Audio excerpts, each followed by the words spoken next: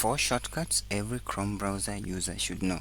The first shortcut is Ctrl and T. When you're using a Mac, you can use Command and T. Now this helps you add a new tab without using your mouse.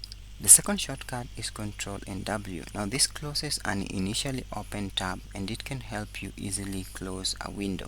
The third shortcut is Ctrl and H. Now Ctrl and H helps you access your browser history and you can scroll through all the websites or the pages that you visited using your browser. You can as well search to identify a specific website that you have visited.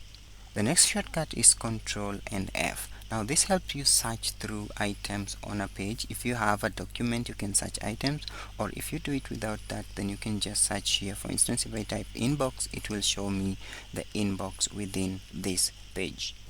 The last shortcut is F12. Now F12 opens the developer page. If you're a developer and you want to see the elements of a page, just press F12 instead of right clicking and going to inspect, and then you will have found your developer options on the right hand side of the page.